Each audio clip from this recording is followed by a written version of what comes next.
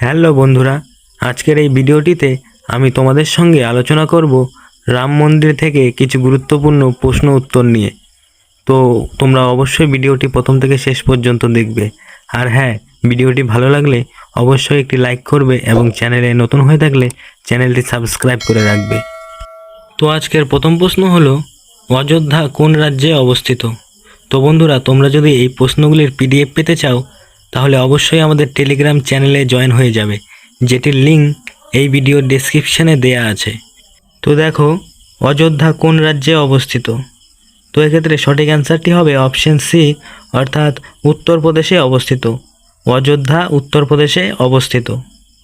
তো নেক্সট দেখো, অযোধ্যায় রাম মন্দিরের ভূমি পূজন ও ভিত্তিপ্রস্তর কবে হয়? তো এই প্রশ্নটির সঠিক অ্যান্সারটি হবে অপশন বি, অর্থাৎ 5 আগস্ট 2020 সালে। 5 আগস্ট 2020 সালে। তো নেক্সট দেখো, কোন তারিখে শ্রীরামের মূর্তির প্রাণ প্রতিষ্ঠা করা হয়েছে? কোন তারিখে শ্রীরামের মূর্তির প্রাণ প্রতিষ্ঠা করা হয়েছে? তো এই কোশ্চেনটির সঠিক অ্যান্সারটি হবে অপশন সি, অর্থাৎ 22 জানুয়ারি 2024 সালে। 22 জানুয়ারি 2024 সালে। তো নেক্সট দেখো, রাম মন্দির কোন নদীর তীরে অবস্থিত? রাম মন্দির কোন নদীর তীরে অবস্থিত? তো এখানে টাইপিং একটু ভুল আছে, দেখে নেবে। তো রাম মন্দির কোন নদীর তীরে অবস্থিত? তো এখানে সঠিক অ্যান্সারটি হবে অপশন সি, অর্থাৎ সরসু। অর্থাৎ সরসু নদীর তীরে অবস্থিত। নেক্সট দেখো, রাম মন্দিরের প্রধান স্থপতির নাম কি? রাম মন্দিরের প্রধান স্থপতির নাম কি? তো বন্ধুরা, তোমরা যদি এই প্রশ্নগুলির পিডিএফ পেতে চাও তাহলে অবশ্যই আমাদের টেলিগ্রাম চ্যানেলে জয়েন হয়ে যাবে, যেটির লিঙ্ক এই ভিডিও ডেসক্রিপশানে দেয়া আছে। তো দেখো, রাম মন্দিরের প্রধান স্থপতি ছিলেন চন্দ্রকান্ত সোমপুরা।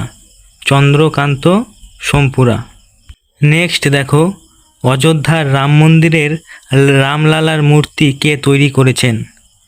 অযোধ্যার রাম মন্দিরের রামলালার মূর্তি কে তৈরি করেছেন? তো অযোধ্যার রাম মন্দিরের রামলালার মূর্তি তৈরি করেছেন অরুণ যোগীরাজ। অরুণ যোগীরাজ। নেক্সট কোশ্চেন, রাম মন্দিরের উচ্চতা কত? রাম মন্দিরের উচ্চতা কত? তো এক্ষেত্রে সঠিক অ্যান্সারটি হবে অপশন এ, অর্থাৎ 161 ফুট। 161 ফুট।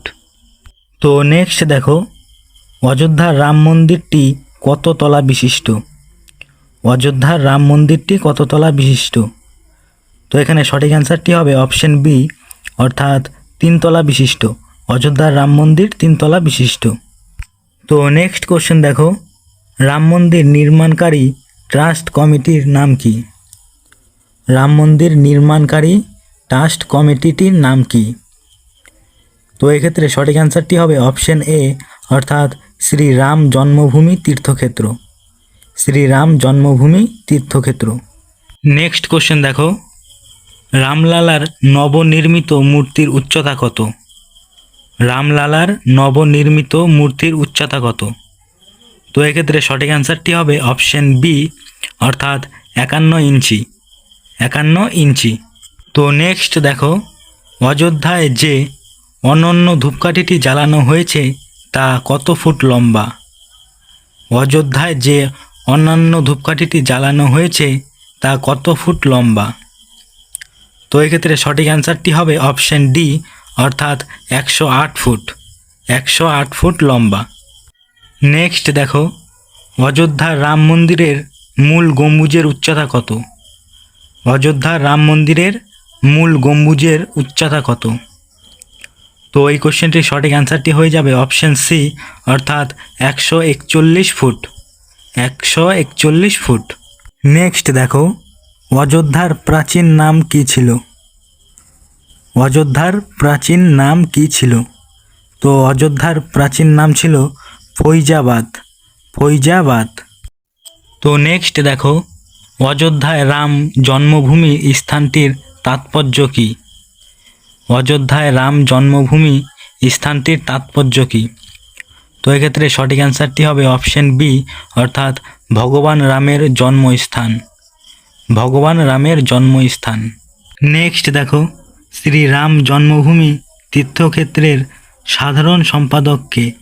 শ্রীরাম জন্মভূমি তীর্থক্ষেত্রের সাধারণ সম্পাদককে? তো শ্রীরাম জন্মভূমি তীর্থক্ষেত্রের সাধারণ সম্পাদক হলেন চম্পত রায়।